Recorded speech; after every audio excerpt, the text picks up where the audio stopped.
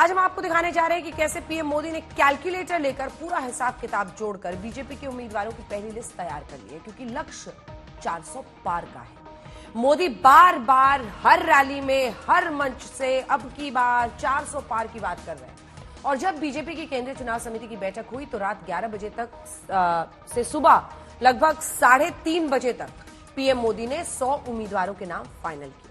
अब इन नामों का औपचारिक ऐलान होना बाकी है, लेकिन जिस तरह से पीएम मोदी ने अमित शाह, जेपी नड्डा, राजनाथ सिंह, बीजेपी शासित राज्यों के मुख्यमंत्रियों के साथ मिलकर लोकसभा की लड़ाई के लिए टीम 2024 तैयार की है, यकीनन हर कोई मोदी के प्लान से हैरान रह जाए तो कोई बड़ी बात नहीं है। और यही पीएम मोदी की पहचान है, वो हर चीज आउट ऑफ द बॉक्स जाकर करते हैं। आइए देखते हैं पीएम मोदी का सीट कैलकुलेटर।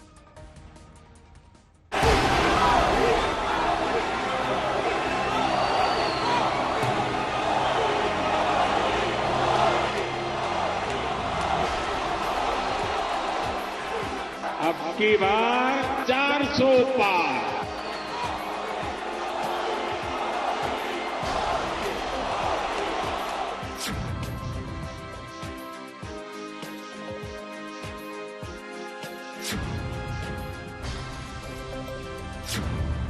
लोकसभा की लड़ाई के लिए बीजेपी की टीम 2024 तैयार।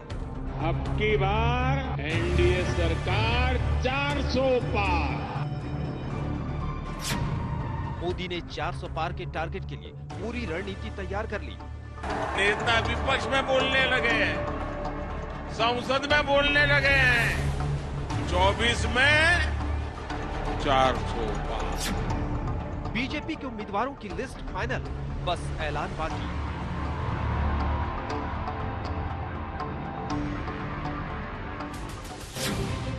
किसका नाम कटा, किसको मौका मिला, किस पर मोदी को विश्वास।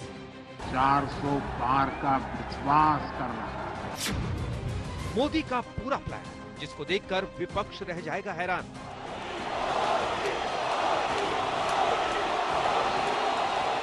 देश में एक ही गुंज है।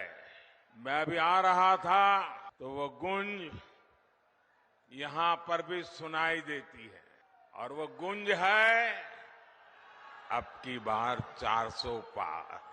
अब की बार ये 400 पार का नारा ऐसे ही नहीं लग रहा है, ये तभी लग रहा है जब मोदी की गारंटी पर देश भरोसा कर रहा है। पीएम मोदी के इस कॉन्फिडेंस के पीछे एक पूरी रणनीति। अगर पीएम मोदी 400 पार की गारंटी का दावा कर रहे हैं, तो सच ये भी है कि वो एक एक सीट का अच्छे से कैलकुलेशन कर चुके हैं। कौन सा उम्मीदवार कौन सी सीट के लिए फिट है, कौन सा उम्मीदवार उनको जीत की गारंटी दे सकता है। पीएम मोदी ने बारीकी के साथ बीजेपी की टीम 2024 को तैयार किया है। आज हम आपको दिखाने जा रहे हैं पीएम मोदी का वो मेगा प्लान, जिसे देखकर विपक्ष हो जाएगा हैरान। तो सुनिए, दिल्ली में गुरुवार को बीजेपी हेडक्वार्टर पर केंद्रीय चुनाव समिति यानी ईसीई की बैठक हुई। इसमें 7 राज्यों की 155 लोकसभा सीटों पर देर रात 11 बजे से तड़के 3:30 बजे तक मंथन चलता है। इस बैठक में पीएम मोदी से लेकर जेपी नड्डा, अमित शाह, राजनाथ सिंह समेत बीजेपी शासित राज्यों के सीएम मौजूद रहते हैं और तैयार होती है बीजेपी की पहली लिस्ट। बड़ी खबर यह है कि इस पहली लिस्ट में 100 बड़े उम्मीदवारों के नाम तय हो चुके हैं, यानी उनको किस राज्य में किस सीट से चुनाव लड़ाना है, पीएम मोदी ये तय कर चुके हैं। पीएम मोदी की कड़ी मेहनत का अंदाजा इस बात से लगाया जा सकता है कि सुबह 3:30 बजे पीएम मोदी पार्टी दफ्तर से केंद्रीय चुनाव समिति की बैठक खत्म होने के बाद अपने सरकारी आवास पहुंचते हैं। सुबह 8:10 पर वो अपने 3 राज्यों के 2 दिवसीय सरकारी कार्यक्रम के लिए रवाना हो जाते हैं। पीएम मोदी के जो विरोधी हैं वो भी इस बात पर उनकी तारीफ करते हैं कि उनकी सफलता के पीछे उनकी बिना रुके और बिना थके काम करने की ताकत है। अभी तक जिन बड़े उम्मीदवारों के नाम बीजेपी की पहली लिस्ट में फाइनल किए गए हैं, उनमें सबसे पहला नाम पीएम मोदी का है। आपको बता दें कि पीएम मोदी वाराणसी से चुनाव लड़ेंगे। दूसरा नाम अमित शाह का है, जो गुजरात की गांधीनगर लोकसभा सीट से चुनाव लड़ेंगे। राजनाथ सिंह लखनऊ से, स्मृति ईरानी अमेठी से, धर्मेंद्र प्रधान संबलपुर सीट से, शिवराज सिंह चौहान मध्य प्रदेश की विदिशा सीट से, ज्योतिरादित्य सिंधिया को गुना से टिकट दिया जा सकता है। भूपेंद्र यादव, संबित पात्रा, निर्मला सीतारमण, सर्बानंद सोनोवाल, वी मुरलीधरन, भोजपुरी स्टार पवन सिंह को टीएमसी के शत्रुघ्न सिन्हा के खिलाफ पश्चिम बंगाल की आसनसोल सीट से उतारा जा सकता है। पीएम मोदी का मिशन बड़ा है। उन्होंने बीजेपी का 370 का टारगेट सेट किया है तो एनडीए को 400 पार का, इसलिए टीम का सिलेक्शन भी उसी हिसाब से किया जा रहा है। जनता जनार्दन कह रही है, आप लोग कह रहे हैं, जिसने 370 हटाया, जिसने 370 हटाया, उस बीजेपी का टीका 370 सीटों से होगा। बीजेपी के 370 ही पहुंचाएंगे एनडीए को 400 पार। आपको बता दें कि इस लोकसभा चुनाव में बीजेपी का फोकस ज्यादा से ज्यादा महिलाओं को टिकट देने पर भी है। ऐसे में संभावना है कि 2019 से 33% ज्यादा महिलाओं को बीजेपी टिकट दे सकती है। आपको बता दें कि 2019 में 53 महिलाओं को बीजेपी ने लोकसभा चुनाव में उतारा। ऐसे में 33% ज्यादा के हिसाब से 70 महिलाओं को टिकट मिल सकता है। ये भाजपा की ही सरकार है जिसने नारी शक्ति वंदन अधिनियम करके लोकसभा और विधानसभा में महिलाओं को आरक्षण दिया। हमने देश में 3 करोड़ लखपति दीदी, 3 करोड़ लखपति दीदी बनाने का भी संकल्प लिया है। चुनाव का भी ऐलान नहीं हुआ, लेकिन बीजेपी की तैयारी पूरी है। ब्लूप्रिंट तैयार है कि 400 के आंकड़े तक कैसे पहुंचा जाएगा और स्कोप कितना जरूरी। दिल्ली से हिमांशु मिश्रा के साथ आज तक।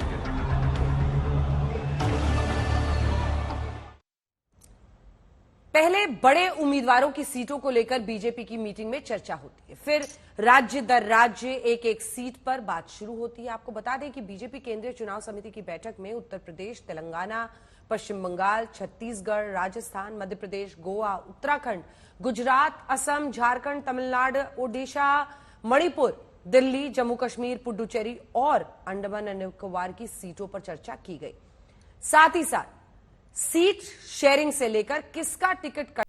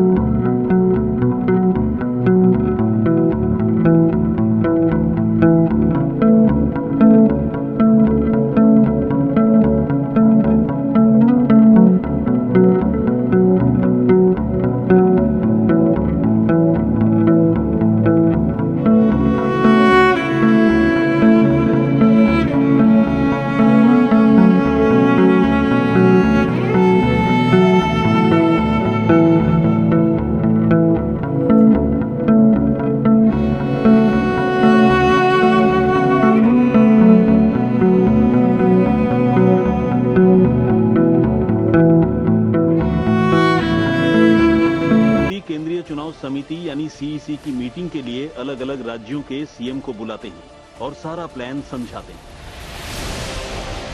सूत्रों की माने तो पीएम मोदी सबसे पहले उन सीटों पर चर्चा करते हैं जहां पर 2019 के लोकसभा चुनावों में बीजेपी को हार मिली, और उन सीटों पर भी पीएम मोदी मंथन करते हैं जहां जहां 2019 के लोकसभा चुनाव में बीजेपी को एकदम कम मार्जिन वाली या फिर किनारे पर जीत मिली। उसके बाद राज्य दर राज्य नंबर आता है।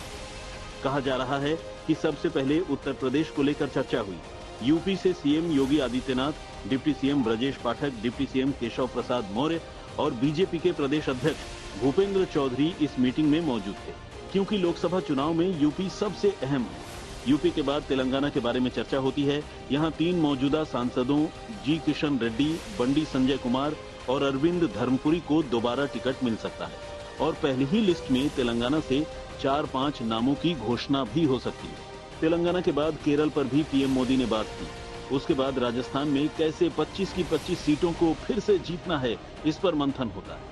मध्य प्रदेश में भी सभी लोकसभा सीटों को लेकर विशेष चर्चा होती है। गुजरात में भी सभी सीटों पर उम्मीदवारों के नाम फाइनल किए जाते हैं। झारखंड को लेकर चर्चा में एक खबर सामने आई कि वहां बीजेपी 13 सीटों पर लड़ेगी और एक सीट अपने सहयोगी दल आजसू के लिए छोड़ेगी। उधर जम्मू कश्मीर में से जम्मू को लेकर चर्चा पूरी हुई, लेकिन कश्मीर को लेकर अगली बैठक में चर्चा किए जाने की खबर है। इसके अलावा असम को लेकर चर्चा में खबर है कि बीजेपी 11 सीटों पर चुनाव लड़ेगी और 3 सीटें अपने सहयोगी दलों के लिए छोड़ेगी, जिनमें 2 सीट असम गण परिषद और 1 सीट एपीपीएल को मिलेगी। बैठक में चर्चा दिल्ली को लेकर भी हुई। सूत्रों की माने तो बीजेपी दिल्ली में कम से कम 3 सांसदों को बदलने की तैयारी में है। आपको बता दें कि अभी दिल्ली की 7 की 7 सीटों पर बीजेपी का कब्जा है, लेकिन इस दफा दिल्ली में केजरीवाल और कांग्रेस ने गठबंधन किया है, इसलिए बीजेपी कोई जोखिम मोल नहीं लेना चाहती। उन लोगों ने तो वोट चोरी कर लिए थे, लेकिन हमने हार नहीं मानी। हम आखिरी समय तक लड़ते रहे, संघर्ष करते रहे और अंत में हमारी जीत हुई। तो ये पूरे देश के लिए, इंडिया गठबंधन के लिए बहुत बड़ी जीत है और बहुत बड़ा संकेत देती है देश को। जो लोग कहते हैं कि बीजेपी को हराया नहीं जा सकता, बीजेपी को हराया जा सकता है, एकता से हराया जा सकता है, अच्छी प्लानिंग और स्ट्रेटेजी से हराया जा सकता है और मेहनत से हराया जा सकता है। ये इस चुनाव के नतीजों ने साबित कर दिया। आपको बता दें कि बीजेपी इस दफा यूपी में 80 की 80 सीटें जीतने के लिए पूरी प्लानिंग कर रही है। हालांकि अखिलेश यादव यूपी की 80 की 80 सीटों से बीजेपी को बेदखल करने का दावा कर रहे हैं, क्योंकि इस बार यूपी में इंडिया गठबंधन के तहत समाजवादी पार्टी और कांग्रेस साथ चुनाव लड़ रहे हैं। कि भारतीय जनता पार्टी इस समय सबसे ज्यादा कमजोर है, सबसे ज्यादा कमजोर स्थिति में 10 साल के बाद भी इतने घबराए हुए लोग। और मैं आपसे कह रहा हूं कि यूपी से आए थे, यूपी से ही जाएंगे बाहर। अगर 2014 में आए थे तो उत्तर प्रदेश की जनता 2024 में इन्हें बाहर कर देगी। सपा और कांग्रेस का गठबंधन कहीं मतलब एक भी किसी सीट पर मुझे लड़ता हुआ दिखाई नहीं दे रहा है। भारतीय जनता पार्टी बूथ से लेकर के लोकसभा तक और पूरे उत्तर प्रदेश में इतनी मजबूत है और माननीय मोदी जी के नेतृत्व में इतनी तेज लहर है कि यह गठबंधन कहीं टिकेगा नहीं। यह गठबंधन हवा में तैर रहा है, मीडिया में तैर रहा है, बयानों में तैर रहा है, लेकिन जमीनी हकीकत कुछ और है। आज सुबह 3:30 बजे पीएम मोदी मीटिंग खत्म करते हैं। उसके बाद मिशन 400 पार को पूरा करने के लिए निकल जाते हैं और झारखंड में सीधा विपक्ष पर अटैक करते हैं। यहां जेएमएम और कांग्रेस की परिवारवादी, भ्रष्टाचारी और तुष्टीकरण वाली सरकार बनी है, तब से स्थितियां बहुत बिगड़ी है। जेएमएम का मतलब हो गया है जम करके खाओ, और यहां जेएमएम कांग्रेस के नेताओं का एक ही काम रह गया है, अपनी तिजोरियां भरने का। इन लोगों ने झारखंड की जनता को लूटकर, आपको लूटकर, आपके पसीने की कमाई को लूटकर अपने लिए बेनामी संपत्तियों के पहाड़ बना लिए हैं। पंजाब, आंध्र और तमिलनाडु को लेकर भी बीजेपी चर्चा कर चुकी है। आपको बता दें कि तमिलनाडु में बीजेपी वहां के प्रदेश अध्यक्ष के अन्नामलाई को भी इस लोकसभा चुनाव में उतारने की तैयारी कर रही है। बीजेपी की सारी जुगत, सारी कवायद 400 लक्ष्य को हासिल करने के लिए है। इसके लिए पीएम मोदी पूरी फील्डिंग बिछा रहे हैं। दिल्ली से पौलोमी साहा के साथ आज तक ब्यूरो। आइए लिए चलते हैं आपको हिमांशु, हमारे सहयोगी इस वक्त इस खबर पर हमारे साथ जुड़ रहे हैं। हिमांशु, जो कुछ पीछे काम हुआ है, सीईसी की बैठक में हुआ है, वो सब हमने रिपोर्ट में दिखा दिया। ये उम्मीदवारों की सूची कब तक आने की संभावना है? मुझे लगता है अंजना कल या परसों यानी अगले 48 घंटे में जो है पहली उम्मीदवारों की सूची जो है वो बीजेपी की तरफ से जो है वो जारी कर दी जाएगी और इस सूची में लगभग 125 नामों की जो है वो घोषणा की जाएगी। इसमें कुछ जो बीजेपी के टॉप लीडर्स हैं जिनमें प्रधानमंत्री नरेंद्र मोदी, गृह मंत्री अमित शाह और रक्षा मंत्री राजनाथ सिंह के नामों की घोषणा की जाएगी कि पीएम मोदी जो है वाराणसी से, गृह मंत्री जो है वो गांधीनगर से और राजनाथ सिंह लखनऊ से, और उनके अलावा वेस्टर्न यूपी और ब्रज क्षेत्र की जो उत्तर प्रदेश की सीटें हैं उनपे नामों की घोषणा जो है की जा सकती है और उनमें भी खासकर उन सीटों पर उम्मीदवारों के नामों की घोषणा होगी जहां भारतीय जनता पार्टी को हार का सामना करना पड़ा था। तो कहीं ना कहीं बीजेपी पूरी तरीके से प्लान करके जो है वो चल रही है, एक एक सीट पर जातीय समीकरणों को ध्यान में रख रही है, नेताओं की पॉपुलैरिटी को देख रही है, फीडबैक सिस्टम है, नमो ऐप के जरिए फीडबैक लिया है सांसदों के बारे में, उस लोकसभा क्षेत्र के उस नेता के बारे में जो सबसे ज्यादा पॉपुलर है। साथ ही साथ जो है बूथ स्तर से फीडबैक का सिस्टम है, साथ में सर्वे है और पिछले 5 सालों के अंदर सांसदों ने जो कमल ऐप है उस ऐप पर जो संगठन के कार्यक्रम या सरकार के कार्यक्रमों में कितना शामिल हुए हैं उसकी जो रिपोर्ट कार्ड है वो भी तैयार करके रखी गई है। तो कहीं ना कहीं भारतीय जनता पार्टी ये ताना बाना बुन रही है कि 370 कैसे खुद अकेले दम पर और 400 एनडीए के साथ जीत सकती है। एक चीज आप देखिए कि तेलंगाना में भारतीय जनता पार्टी 2019 में 4 सीटों पे जीती। पिछले 2 दिनों में तेलंगाना में बीआरएस के 2 मौजूदा सांसद यानी कि जो वर्तमान में सांसद हैं उनकी ज्वाइनिंग कराई गई है, तो दोनों को टिकट भी दिया जाएगा, ये भी इंश्योर जो है वो किया गया है। तो कहीं ना कहीं भारतीय जनता पार्टी को ये लगता है कि जहां वो नहीं जीत सकते तो दूसरी पार्टियों से लोगों को लेके आते हैं और ये इंश्योर करते हैं कि उस सीट पर जो है भारतीय जनता पार्टी जीते। और इसीलिए मिशन 370 के लिए भारतीय जनता पार्टी जो है साम दाम दंड भेद की नीति को अपना रही है और उसको लगता है कि अगर 370 के लिए आपको जीतना है तो आपको हर कदम पर जो है कई बार विरोधियों को साधना भी पड़ेगा और उनको साथ भी लाना पड़ेगा। धन्यवाद आपका हिमांशु, इस तमाम जानकारी के लिए। नजर बना के रखिएगा, सभी को इंतजार है जिस तरह से भारतीय जनता पार्टी अपने उम्मीदवारों की सूची बना रही है, क्योंकि समाजवादी पार्टी ने इस बात पर बाजी मार ली है। सबसे पहले उन्होंने यूपी में लगभग 32 उम्मीदवारों के अपने नाम घोषित कर दिए।